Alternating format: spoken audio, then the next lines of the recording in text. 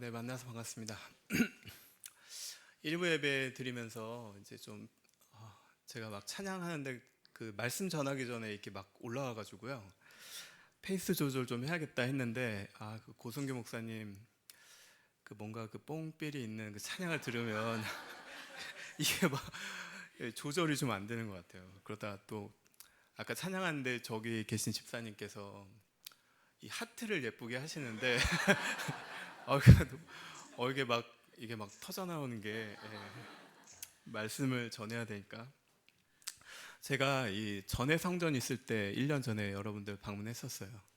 네, 새로운 성전 생겼다는 얘기를 안 해주셨거든요. 그래서 오늘 네이버 지도 찍고 오면서 왜 이상한 데로 날 안내할까? 지 목사님 파리에서 맨날 봤는데 한 번도 얘기 안 하셨습니다. 그래서 아까 제 일부도 얘기했지만 무슨 대형 교회 온 것 같아요.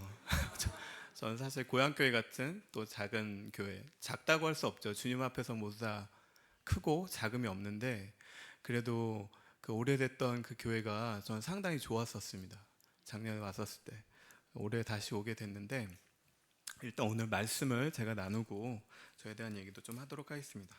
아까 제가 29절 말씀을 여러분들에게 드렸는데 사실은 27절, 28절도 제가 봉독해 드리겠습니다. 27절 예수와 제자들이 빌립보 가이사랴 여러 마을로 나가실새 길에서 제자들에게 물어 이르시되 사람들이 나를 누구라고 하느냐.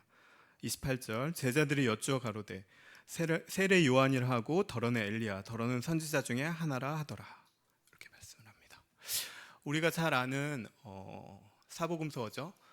요한, 마태, 마가, 누가 복음인데 요한 복음을 제외하고 이 세 가지를 공간 복음이라고 합니다.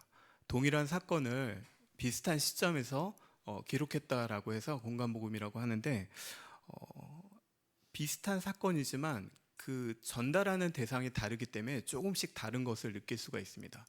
유대인, 헬라인, 그리고 로마인에게 전한 각자의 그 저자가 쓴 방식이 좀 다르고요. 각자의 성격도 좀 다릅니다. 마태는 세리였죠. 굉장히 셈에 능하고 이성적인 사람이었습니다. 어떻게 보면 좀 이과 같은 출신의 사람이고 또 누가 같은 경우는 의사였기 때문에 굉장히 자세하게 서술한 것을 보실 수가 있습니다. 그래서 모든 것을 적을 때도 누가는 가장 길게 썼고요. 마가는 가장 짧게 썼습니다. 마가는 사랑이 굉장히 많은 사람이었는데 베드로의 수제자였고 또 바울과 함께 동역했고 바나바의 조카였죠. 아마 바울 1, 2차 선교 여행을 다 참가한 것은 아마 마가가 유일하지 않을까 싶을 정도로 근데 제가 오늘 설교 본문을 정하면서 선교라는 것을 좀 얘기하고 싶어서 선교사 마가가 쓴 이 마가복음을 제가 여러분에게 성경 구절로 적었습니다. 27절, 28절에 보면 왜 이런 이야기가 나왔을까라는 것을 조금 배경을 살펴볼 필요가 있는데 예수님이 이 당시에 많은 기적을 행하시면서 예수님의 출신에 대한 논쟁이 있었습니다. 그리고 예수님의 능력에 대한 논쟁이 있었고요. 28절에도 보면 어떤 사람은 엘리야라고 하고 어떤 사람은 선지자 이렇게 말합니다. 어떤 사람은 사람 중에 가장 큰 자, 능력이 많은 자라고도 얘기를 합니다. 사실 이 여러 가지 것들이 모두 맞는 말이지만 예수님, 우리가 구주로 받아들인 예수님을 표현하는 단어로는 적절하지 않습니다. 29절에 베드로가 대답합니다. 베드로는 사복음서 내내 좀 예수님 앞에서 헛소리를 많이 하신 분 중에 한 분이에요. 꼭 김새는 얘기하고 그래가지고 예수님이 항상 뭐라고 하셨죠. 근데 여기서 아마 가장 예수님께서 기뻐하시는 답을 하지 않으셨나 싶습니다. 주는 그리스도시요 살아계신 하나님의 아들이십니다 라고 고백을 합니다. 마가복음은 짧게 기록되었지만 다른 복음서에서는 하나님의 아들이십니다 라고 기록이 되어 있습니다. 하지만 요 말을 하고 나서 내절을 못 미쳐서 또 잘못된 말을 해서 사탄아 내 뒤로 물러가라 라는 소리를 듣기도 하죠. 근데 베드로가 이렇게 고백한 것들이 사실은 그리스도 우리가 인으로 살아가는 우리들에게는 가장 정수가 되는 말입니다. 우리가 믿는 하나님은요 그저 좋으신 분, 앞을 내다보시는 선지자가 아니라 우리에게 정말 우리의 삶을 모두 맡길 정도로 우리의 구주가 되시는 살아계신 하나님의 아들이십니다 라는 것들이 우리의 삶 가운데는 고백이 되어야 됩니다. 저는 이제 프랑스에서 사역을 하고 또 아프리카에 가 있다 보니까 무슬림들을 많이 만나게 돼요. 이맘들도 많이 만나고요. 저를 전도하려고 다가오는 이맘들이 있습니다. 그들이 꾸란에 있는 예수님을 얘기를 해요. 좋으신 분이고 선지자다, 예언가다. 하지만 그들이 말하는 살아계신 하나님의 아들이라는 것에 대해서는 강력하게 부정을 합니다. 앞에 27절, 28절의 이야기만 있었다면 이 성경은 잘못 기록되었다라고 볼 수 있을 겁니다. 하지만 베드로가 얘기하죠. 주는 그리스도시요 살아계신 하나님의 아들입니다. 이 말씀이 우리에겐 필요합니다. 제가 오늘 설교 제목을 정하면서 인생의 세 가지 질문이라는 것으로 제목을 정해봤습니다. PPT를 잠깐 띄워주시면 여기서 얘기하죠. 첫 번째 질문, 너희는 나를 누구라고 생각하느냐? 예. 두 번째, 세 번째는 지금 말씀에 나와 있지 않지만 제가 이런 질문이 있지 않을까 생각했습니다. 그럼 나는 너희를 어떻게 생각하는지 아느냐? 또 다른 질문은요. 그럼 너희는 너희를 무엇이라고 생각하느냐? 첫 번째 질문으로 다시 돌아가 보겠습니다. 넘겨주시면 너희는 날 누구라고 생각하느냐? 예수님께서 정말 몰라서 물어보셨을까요? 내가 누군지? 오히려 이런 질문이 아니었을까 싶습니다. 너희는 뭔데 나를 따라다니고 있느냐? 너희는 무슨 이유로 영생을 갈망하느냐? 이 질문은 본문을 준비하는 저에게도 동일하게 다가왔습니다.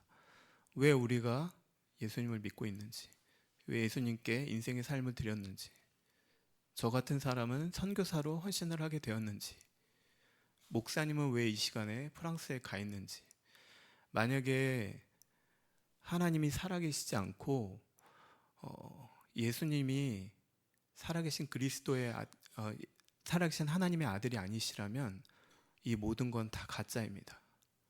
우리는 완벽하게 속고 있는 거죠. 저는 그래서 악을 쓰면서 외칩니다. 하나님 꼭 살아계셔야 됩니다. 예수님 다시 오셔야 됩니다. 저희를 조롱한 자들 앞에서 다시 오셔야 됩니다. 이 고백을 하게 됩니다. 여러분은 아마 시간이 남아서 이 시간에 그냥 교회로 오신 건 아닐 거예요. 일부도 말씀드렸지만 주일날 아침에 이렇게 길을 나서게 되면 차가 굉장히 한산하죠. 어제 신나게 놀고 다 주무실 시간입니다. 사실 프랑스는 더 그래요. 주일날 오전이 어딘가를 가기에 가장 좋은 시간이에요. 차가 막히지 않고 아무도 다니지 않거든요. 근데 우리는 그 이른 시간에 옷을 정갈하게 입고 이 교회에 와서 여기에 와서 졸고 있습니다. 자더라도 교회에 와서 주무셔야 됩니다. 은혜가 있는 곳에 또 다른 은혜가 있습니다. 우리는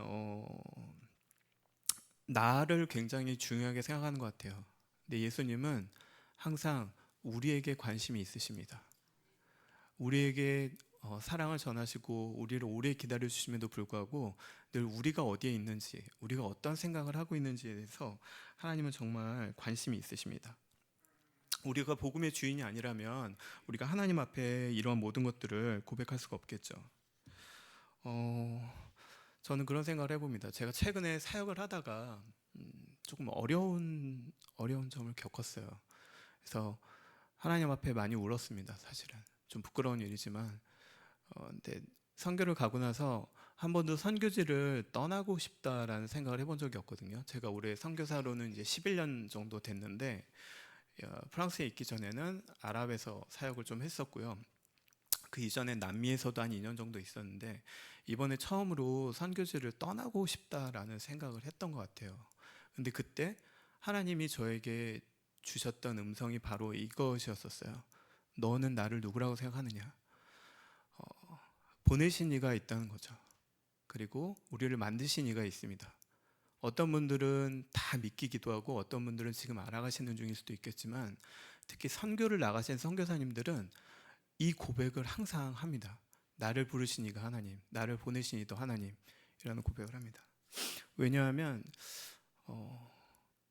제가 있는 곳도 그렇지만 선교사님들이 고백하는 것은 하루에 되는 일보다 되지 않는 일들이 더 많은 하루가 있기 때문입니다. 언어가 통하지 않고 그들의 언어를 다 알아들을 수 없고 내가 하는 대로 되지 않고 하나님께서 이끄시는 대로 가야지 하루를 살아갈 수 있는 자들이기 때문입니다. 이전에는 제가 선교사님들 만나러 다닐 때는 이런 질문을 참 쉽게 했어요. 제가 다큐멘터리를 주로 찍는 일들을 했었는데 선교사님들을 만나러 한 98개 정도 나라를 다녔거든요.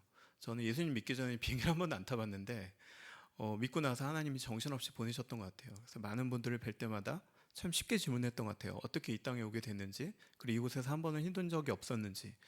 선교사님들은 지난 일이기 때문에 웃으면서 얘기했지만 약간의 무게는 느껴졌습니다. 근데 제가 직접 선교지에 나가 보니까 그때 하셨던 고백이 이런 마음으로 하셨던 고백이었구나 라는 걸 좀 알게 됐습니다. 근데 제가 이 어려운 시간을 겪으면서 한 가지 깨달은 것이 있는데요. 우리를 진짜 하나님 앞에 데려가는 자가 누구인가? 그거는 바로 우리를 굉장히 힘들게 하는 자들이라는 거예요. 그들로 인해서 우리는 더 기도할 수밖에 없고요. 하나님께 더 매달릴 수밖에 없습니다. 저희에게 뭐 선물을 주고 좋은 말을 해주고 축복을 해주는 사람은 굉장히 고마운 분이긴 해요. 근데 진짜 우리를 계속 주님 앞에 데려가는 자들은 우리를 사실 굉장히 힘들게 하는 자들이에요. 그들을 저는 사실 아직 좀 부족해서 축복하기는 조금 모자라요. 근데 주님 앞에서 기도하면서 그들을 더 이상 미워하지 않기로 의지적으로 결단했던 게 제가 할 수 있는 최선이었었어요. 두 번째를 좀 볼까요? 그러면 나는 너희를 어떻게 생각하는지 아느냐? 이거는 관계적인 부분인 것 같습니다. 주님은 우리를 신랑과 신부로 부르기도 하시고요. 또 우리가 아바 아버지라고 부르기도 하죠. 우리는 주님의 자녀이기도 합니다. 그런 관계에 있다는 것은 굉장히 놀라운 건데요. 사실 때로는 그거에 우리가 속을 때가 있습니다. 우리가 너무 믿고 있기 때문에 우리가 늘 우리 곁에 늘 있다고 생각하기 때문에 그것에 너무 의지할 때가 있습니다. 하나님이 옆에 계시고 좋은 교회가 우리 옆에 있다는 것은 굉장히 좋은 거예요, 여러분. 주양학교에 제가 많이 오지 않았지만 성도님들이 굉장히 따뜻하게 맞아주시고 그럴 때마다 가끔은 한국에 있을 때 교회를 찾았다면 이 교회를 다닐 수 있었겠다 이런 생각을 그때 문득 해봤습니다. 좋은 교회가 있다 보면 많은 프로그램도 있고요. 좋은 사람들이 있어요. 근데 그러다 보면 그게 내 신앙인지 착각할 때가 있습니다. 제가 파송된 오늘리교회 옛날에 하영조 목사님이라고 계셨는데 하 목사님이 예전에 미국 가셨을 때 경찰한테 잡히신 적이 있어요. 경찰차에 추격을 당하셔가지고. 근데 한국은 뭐 경찰한테 잡히면 이제 문 열자마자 바로 따지죠. 이제 뭘 잘못했냐고. 근데 미국 가보시면 경찰이 굉장히 힘이 막강하거든요. 경찰이 사이렌 울리고 쫓아오면 바로 갓길에 세우고 손을 운전대 위에 올려놓고 고개를 이렇게 삐끔 내밀어가지고 나는 당신에게 무조건 순복합니다라는 거를 표현을 해야 돼요. 그렇게 하지 않으면 바로 총을 꺼내서 이제 freeze 이렇게 얘기하죠. 경찰이 딱 다가왔을 때 하영재 목사님이 궁금하셨대요. 왜냐하면 속도를 위반하지도 않았고 신호를 위반하지도 않았고 차선을 건너지도 않았는데 왜 잡았을까? 경찰이 와서 하는 말이 선생님 앞에 불을 좀 켜고 가시죠. 라이트를 끄고 가신 거예요. 굉장히 어두운 시골길이었다면 아마 여러분이 다실 때 불을 안 켜면 가실 수가 없을 거예요. 근데 미국 가보시면 가로등이 정말 1m 간격으로 있어요. 한국도 아마 여러분들 느끼실 거예요. 밤에 가끔 내 라이트가 꺼졌는데도 주변이 너무 밝아가지고 다니는데 전혀 무리가 없습니다. 여러분이 좋은 교회에 다니시는 것들이 때로는 불이 밝게 켜져 있다고 해서 내 불이 꺼져 있는 게 모를 수가 있습니다. 내 불이 켜져 있어야 됩니다. 여러분의 자녀가 있으실 테고요. 여러분의 부모님이 있으실 텐데 여러분의 믿음이 아무리 좋아도 부모님의 구원을 책임질 수 없어요. 여러분의 자녀의 신앙을 책임질 수 없습니다. 저는 조금 늦게 예수님을 믿었어요. 그래서 늘 부러웠던 거 하나가 어머니의 기도였었습니다. 어머니 기도 쌓인 사람들이 참 부럽더라고요. 힘들어도 막 방황을 하다가도 어머니 기도가 쌓인 애들은 돌아오는 거예요. 근데 저희는 이제 안 믿으시는 어머님이 있으니까. 근데 저희 어머니는요 굉장히 권사님 같은 분이에요. 주변에 너무 따뜻하시고 항상 친절을 베푸시고 좋은 마음을 갖고 계신 분이에요. 그런데 예수님을 안 믿으시죠. 근데 가끔 제가 교회를 가보면 권사님, 집사님 중에서 도끼 눈으로 저를 쳐다보시는 분이 있는데 이분은 교회 다니는 분이 맞나 싶은데 예수님을 믿고 계신 거예요. 그래서 항상 저희 어머님을 보면서 우리 엄마가 권사님이었으면 참 좋겠다. 우리 엄마가 기도가 쌓였으면 좋겠다. 라고 했는데 그 기도가 쌓인다고 한들 그게 제 신앙에는 영향을 주지 못한다는 거예요. 개교회는 하나님께서 우리를 관계로 부르시고 직접적인 거로 부르실 때 우리가 하나님 앞에 단독자로 서기를 바라신다는 거를 제가 느끼게 되었어요. 뭐 지금도 하나님 앞에 나아가고 있습니다. 제가 온전히 나아갔다고 할 수 없고요. 아까 말했던 것처럼 연약한 사람임을 고백합니다. 우리는 온전하지 않고요. 때로는 누군가가 밉고 때로는 실패가 많고 있을 때마다 하나님 앞에 고백합니다. 하나님, 제가 하나님 앞에 드릴 거는 상한 심령밖에 없습니다. 그러니까 하나님께서 제 마음을 만져주시고 저를 하나님의 장성한 그리스도의 분량까지 다가갈 수 있도록 저를 인도해 주십시오라는 고백을 하게 됩니다. 세 번째 질문은 그럼 너희는 너희를 뭐라고 생각하냐? 우리는 아까 말했지만 나한테 관심이 굉장히 많아요. 예수님이 나한테 무슨 관심을 갖든 나에게 관심이 좀 많습니다. 너희는 너희를 무엇이라고 생각하느냐? 먼저는 죄인이심을 자각을 해야겠죠.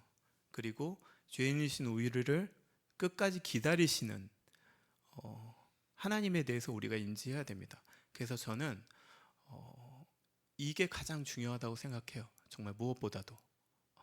제가 이 다음 페이지를 한번 보여드리겠습니다.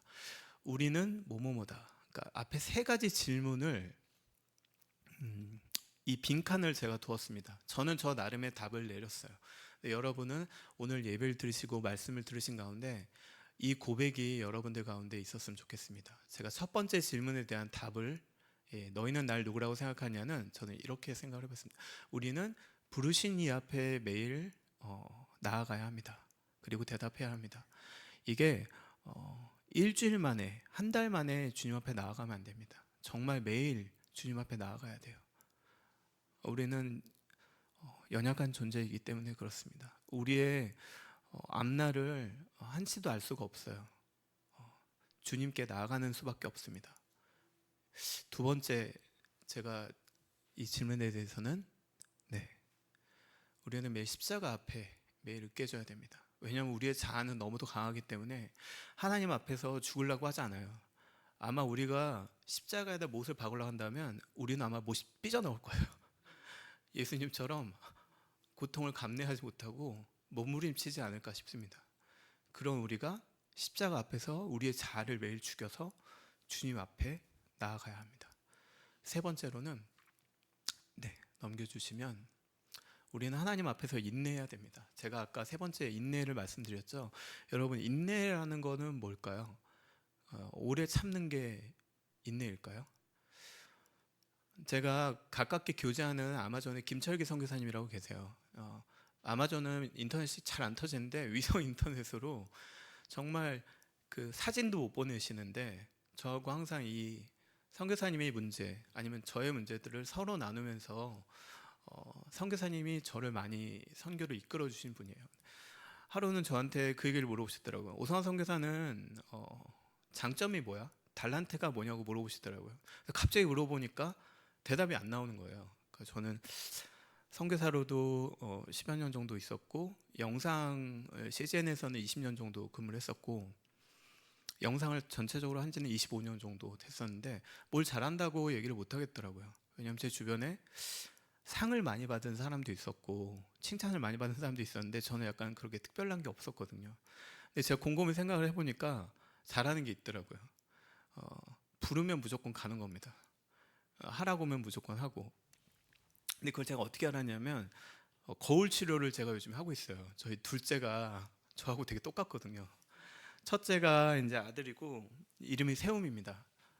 하나님 나라를 세우자 해갖고 세움이라고 지었고 둘째가 갑자기 또 나와가지고 하나님 나라를 세우자고 했으니까 하나님 나라를 줄여가지고 하라라고 해가지고 이제 세움이 하라를 이렇게 하고 있는데 세움이는 굉장히 똑똑해요. 진짜로 뭐 가르쳐 주면 바로 알고요. 구구단도 되게 빨리 외우고 정말로 어, 영특하다라는 표현이 들더라고요. 얘는 공부를 시켜야겠다. 그랬는데 이제 얘가 공부를 안 하고 자꾸 다른 걸 하겠다고 그래가지고 부모 마음은 이제 가기 마련이죠. 근데 둘째는 너무 예쁜데 공부를 너무 못해요. 여자인데 너무 미안해요, 진짜로. 막 그래서 얘를 붙잡아 놓고 공부를 하면 막 끙끙거리면서 합니다. 근데 첫째와 둘째의 다른 점이 뭐냐면요. 첫째는 오라고 하면 정말 안 와요. 공부 좀 하자. 아니면 치과하자. 아니면 교회 가자. 잠깐만요. 요것만 하고요. 잠깐만 이따가요. 계속 이런 변명을 합니다. 둘째는 하자라고 하자 나오고 있는데 벌써 가서 앉아 있어요. 근데 못해요. 여러분 1번과 2번 중에 하나님이 어떤 걸 더 사랑하실까요? 아니요, 둘 다 사랑하십니다. 네, 근데 두 번째가 조금 안쓰러우면서도 되게 기특해 보일 것 같아요. 근데 제가 그렇더라고요. 제가 뭘 잘하진 않는데 하나님이 부르시면 제가 할게요. 제가 갈게요. 이런 얘기는 참 잘했던 것 같아요. 그래서 하나님 지금까지 사용하게 하신 게 아닌가. 근데 제가 제 관점이 아니라 하나님, 저를 부르신 하나님 관점에서 봤을 때는 인내가 굉장히 필요하실 것 같더라고요. 제가 둘째 아이를 보면서 그렇습니다. 근데 아마존 선교사님이 저한테 인내가 뭔지 알아? 인내가 뭐냐면 인내란 거는 백절불굴의 용기야. 이렇게 얘기를 하시더라고요. 백절불굴. 100번 넘어져도 굴하지 않는 거. 그거는 굉장히 어려운 거래요. 우리는 뭐 사업을 하던 시험을 보던 실패를 경험하게 되면 다시 하고 싶지 않잖아요. 근데 또 그 자리로 나아가는 거죠. 그거는 굉장한 용기가 필요한 거라고 얘기를 하시더라고요. 그러니까 나는 탁월함은 없지만 하나님 앞에서 인내를 가지고 나아갈 수 있는 마음이 하나님이 준비해 주셨구나, 그 생각이 들었어요. 아마 이거는 어느 곳에 있는 선교사님이나 동일한 이런 고백을 하실 것 같아요. 예수님의 제자들도 마찬가지였습니다. 탁월한 사람들이 하나도 없었어요. 다 어부고 세리고 또 창기였었고 또 여러 사람들이 뭐 이렇게 특출난 사람이 없었어요. 정말 바울 같은 사람 아니면 다들 비슷하지 않았을까 싶습니다. 근데 그런 이들을 부르셔서 하나님의 나라로 초청해서 하나님의 12제자로 삼으시고 하나님의 백성으로 삼으시고 우리를 이 자리까지로 인도하셨습니다. 우리는 절대 탁월하지 않습니다. 탁월하지 않은 가운데 하나님께서는 큰일을 하십니다. 저는 이번에 사실 오게 된 이유가 설교를 하려고 한 건 아니었었어요. 근데 갑자기 이몽식 목사님이 설교를 하라고 하시더라고요. 저는 그냥 작년에 제가 여기 이렇게 그냥 와가지고 주양한 교회를 소개시켜 주시고 제가 하고 있는 불로권 사역을 후원을 조금 부탁드리고자 왔었는데 너무 많은 분들이 도와주신 거예요. 제가 1부 때 말실수를 했는데 이게 인터넷 녹화가 되고 있는 걸 제가 모르고 여러분 신반포교회 얼마나 의리아리합니까? 거기 3명 하셨고요. 주양한교회 그거에 10배 하셨습니다. 이렇게 이 말이 막 나오고 있는데 갑자기 성도님들이 그럼 안 돼. 약간 이런 표정을 하셔가지고 제가 얼른 말을 주워 담았는데 얘기할 건 해야 되겠습니다. 주양한교회가 가장 많이 후원을 해주셨어요. 여기 그리고 이용 목사님 한성교회도 많이 해주셨지만 저는 정말 전부를 드린 것 같은 느낌을 받았어요. 우리가 선교를 하잖아요. 그러면 우리는 진심으로도 뭔가를 해요. 사람을 사랑할 때도. 근데 진짜 중요한 건 진심보다 전심이 더 중요합니다. 전부 다 드리는 거죠. 근데 저는 그때 전심을 받은 것 같아가지고 돌아가서 너무 기뻤거든요. 그래서 이 얘기를 오늘 하려고 왔는데 갑자기 말씀을 전하는 가운데 하나님이 이번에는 왜 오게 하셨을까라는 생각을 했을 때 여러분에게 나의 행함도 고백해야겠지만 일단은 감사를 표해야겠다는 생각을 했고 여러분에게 선교라는 것을 한 번 더 이야기하기 위해서 하나님이 부르신 게 아닌가라는 생각을 해서 이 자리에 섰습니다. 일단 여러분에게 너무 감사를 드립니다. 제가 올해는 파리에서 올림픽이 있었잖아요. 그래서 전도 집회를 1년 반 정도부터 준비했습니다. 많은 교회에 가서 함께 하자고 굉장히 많이 제스처를 보냈어요. 근데 다들 좋은 것 같다라고 하는데 함께 하진 않았어요.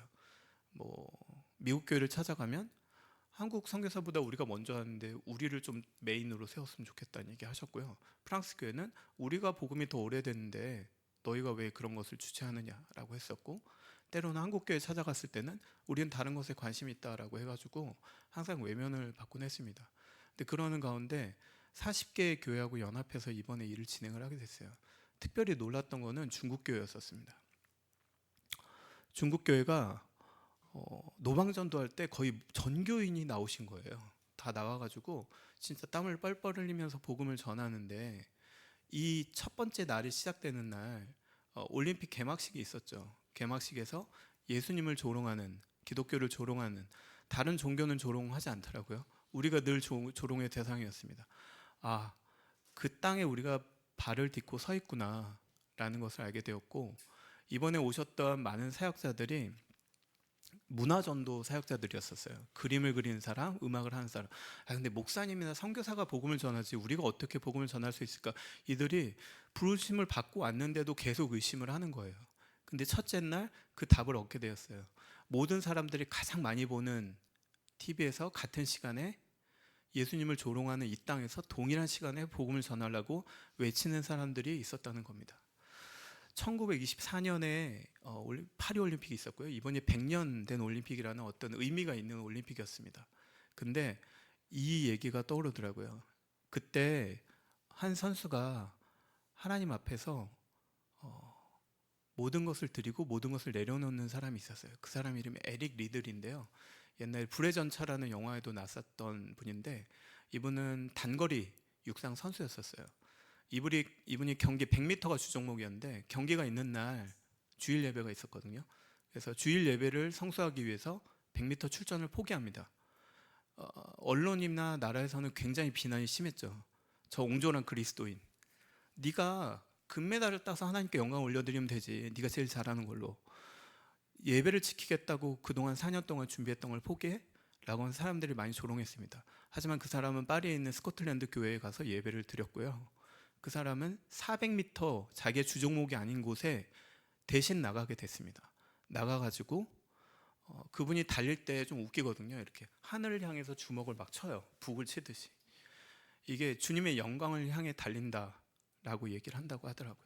이분이 나가서 400m 종목에서 금메달을 따게 됩니다. 많은 사람들이 더 주목을 하게 되죠. 그분은 올림픽을 마치고 이후에 중국 선교사로 나가게 되었어요. 중국에서 순양인가 충칭인가에서 사역을 하시다가 감옥에서 순교를 하십니다. 저는 이번에 중국 그 형제들이 복음을 전하는 모습을 보면서 에릭 리들 선교사님의 씨앗이 아니었나라는 생각을 해보게 됐습니다. 100년이나 지난 이 시간 뒤에 중국인이 중국이 아닌 외지의 이방인의 땅으로 나그네로 와서 복음을 전하는데 온 힘을 다해서 전하는 게 이 땅의 그 하나님의 주의를 지켰던 그 사람의 믿음이 이어진 게 아닐까. 중국 사람들도 그 얘기를 참 많이 하더라고요. 감사했던 것 같아요. 우리는 이제 그 나라에 가서만 복음을 전하는 시대가 아닙니다. 아프리카에 가서 아프리카 사람 복음 전하고, 필리핀 가서 필리핀 사람에게 복음을 전하는 게 아니라 다른 나라에서 다른 민족을 만나서 복음을 전하게 됩니다. 파리는 굉장히 그런 곳이에요. 제가 사역했던 영상을 짧게 만들었는데요. 한 2분 정도짜리입니다. 잠깐 보고 얘기는.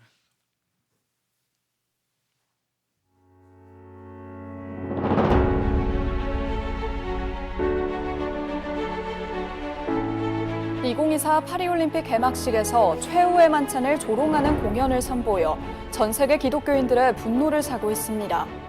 En France, on a le droit de s'aimer comme on veut, avec qui on veut. En France, on a le droit de croire ou de ne pas croire.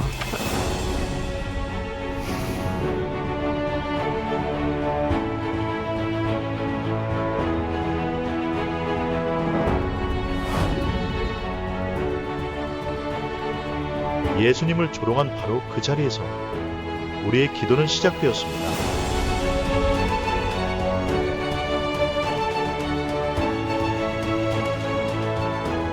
J'ai beaucoup aimé, je trouvais ça intéressant de voir et je pense que ça touche beaucoup de gens qui connaissent pas Christ. Je pense que c'est un chemin pour que les gens rencontrent Jésus. Donc, et ils étaient vraiment très bien, des plus jeunes aux plus vieux. Enfin, c'était waouh.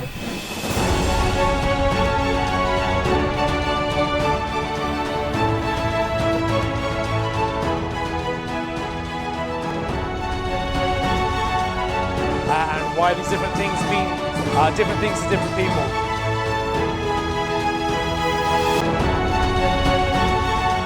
Ouais, moi par exemple, si j'avais été petite, parce que quand j'étais petite, j'aimais pas du tout aller à l'église, etc. Enfin, je pense comme tous les enfants, c'est un peu ennuyant et c'est des thèmes des fois qui sont un peu compliqués à comprendre.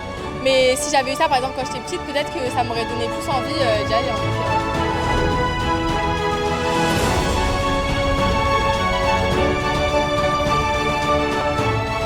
Très ouvert. Et j'étais très étonnée. Il était musulman et il était en pleine recherche. Donc nous lui avons présenté l'évangile. Il était vraiment très très ouvert, quoi. Il était content. Et il a même accepté qu'on prie pour lui. 우리는 간절히 기도했습니다. 예수님의 거룩한 이름만 이 땅에 선포되어지기를.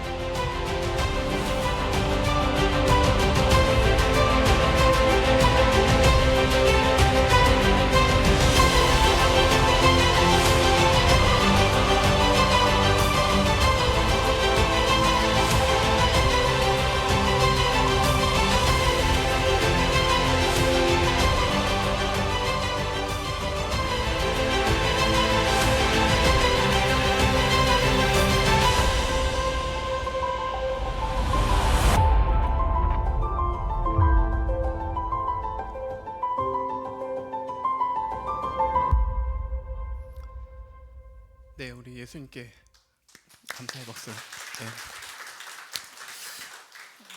여러분들이 후원해 주셔서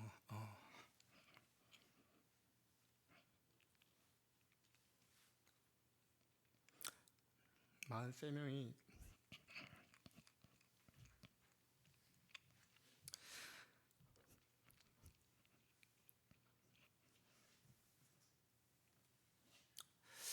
죽음에서 생명으로 오게 되었습니다.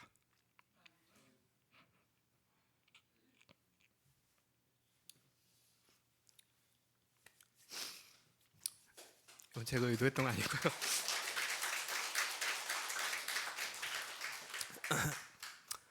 예, 설교를 마무리해야 되는데 지금 자꾸 다르게 올라가고 있습니다. 예. 여러분이 노방전도 하는 걸 보시거나 한 명이라도 예수님 만난 게 뭐 저런 거 가지고 그렇게 보실 수도 있어요. 근데 프랑스는 정말 예수님 믿기 어려운 나라예요.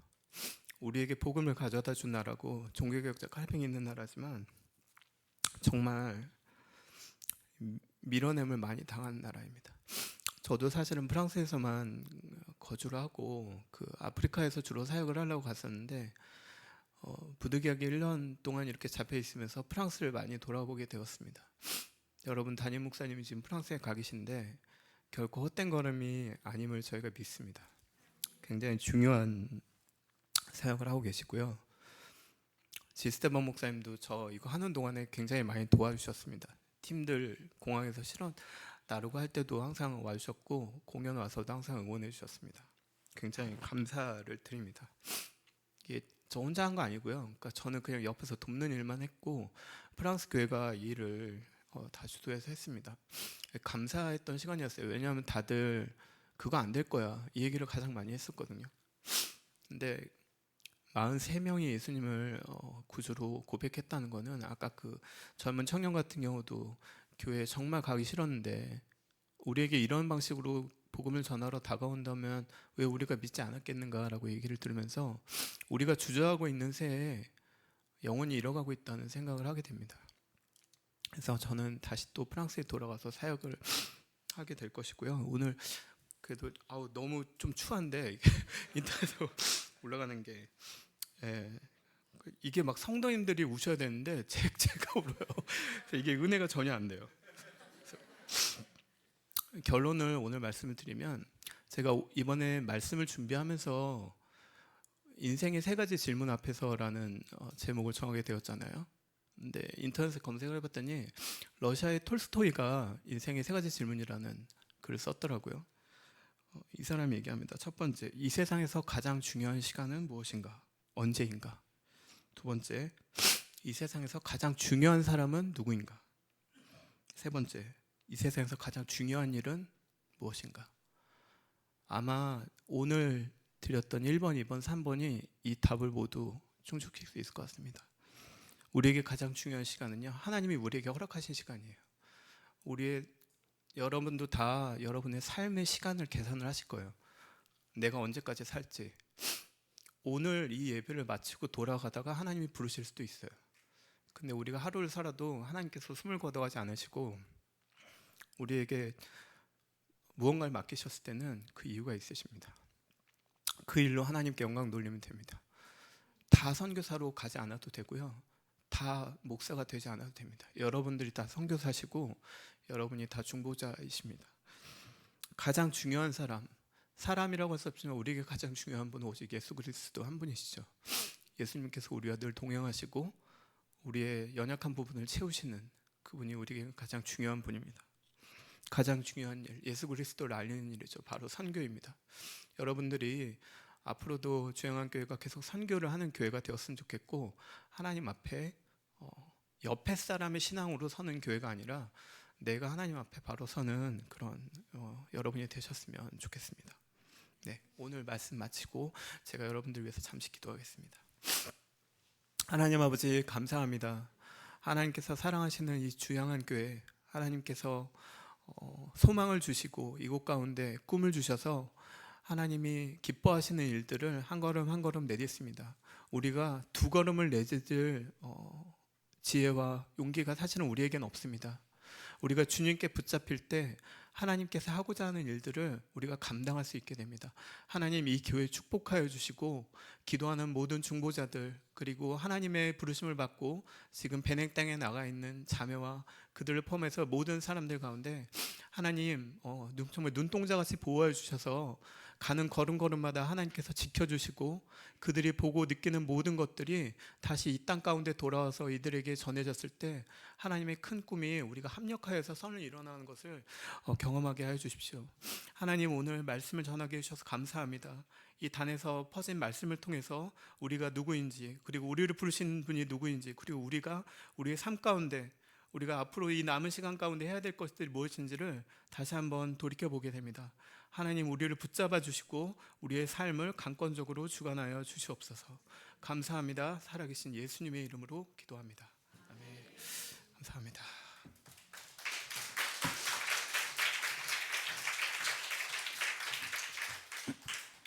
예, 선교사님의 흘리신 눈물이 전혀 추하지 않고 우리 모두에게 은혜가 되고 또 도전이 됩니다.